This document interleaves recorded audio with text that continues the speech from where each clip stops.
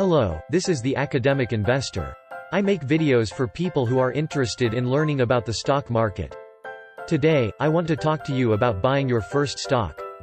For many beginners, this is usually the first question they will ask. I'll first talk about what a stock is, how to buy one, what should be your first stock, and how much money you should invest. Alright, let's begin. You may ask yourself, what exactly is a stock in the first place? Picture the whole value of the company, which is usually defined as market cap, and split this value into many pieces which are called shares. Each share is worth the market cap divided by how many pieces there are. The price of a share of the company is the stock price. When you buy a stock from a company, you are essentially buying a part of the company and become a part owner. Stocks are bought and sold on something known as a stock exchange. A stock exchange is where the trading of stocks in a specific region occurs. Famous ones include the New York Stock Exchange and the Toronto Stock Exchange. Now that you know what a stock is, how exactly do you buy and invest in them? You would need to use something known as a brokerage company. A brokerage company is basically a third party that allows investors to buy stocks from stock exchanges. One example I use is Questrade. They have low commission fees and good customer support in my opinion.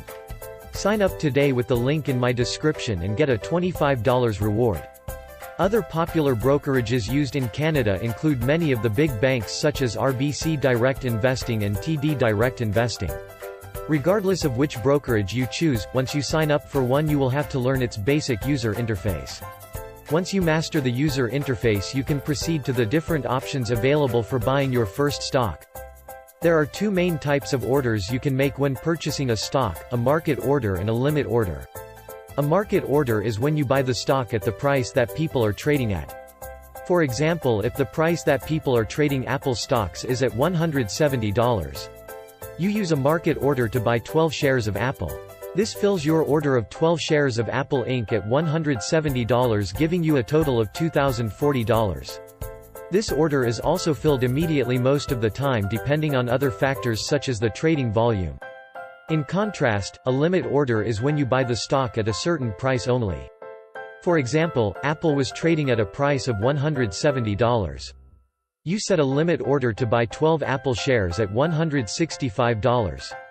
You buy 12 Apple shares at $165, resulting in your total price as $1,980, but this may take longer to fill than a market order. I generally use limit orders for most of my stock orders, ensuring that I buy at the same price for each share. Now that you know the order types, what should be the first stock you buy? What I recommend is to buy a stock from a company that is large, financially stable and that you know. A good example of this is Apple or Google stocks. These are very large companies that almost everyone knows about. There is very little chance that they will bankrupt anytime soon. By buying stocks from companies like these, you will ensure that the first stock you purchase will be one that won't leave a bad memory. One thing I do not recommend as a beginner is to buy penny stocks even though they are cheap. They are not regulated by the SEC and therefore are prone to pump and dump scams. Instead, buy from a large company that is a household name as your first stock. Even though you may not make good returns for your first purchase, it is the experience that is important here. The next question is, how much of your money you should use to invest in stocks? This is a question that is based on many factors. However, the most important factor in my opinion is your risk tolerance. How much money are you comfortable with keeping in stocks? Stocks can be very volatile, and if you have a large amount of money in them, this can make you uncomfortable if you see the stocks go down. This can play with your emotions and may cause you to sell even if you had a long-term plan in that stock. Risk tolerance will vary between individuals and you will need to find out yours through experimentation. I suggest starting off with a small amount of money in order to see how you will react if the stock price drops, then you will be able to judge your risk tolerance by gradually increasing the amount of money you invest. Once you know how much you want to invest, divide this amount by the price of the stock. This will give you the amount of shares you can buy. Put that amount in and hit the buy button for the stock and you are done. That is pretty much all there is to buying your first stock. The first stock I ever bought was Apple. Luckily for me, it was also the first stock that made me money. I hope your first stock will give you good returns as well. Like this video if you learned something today.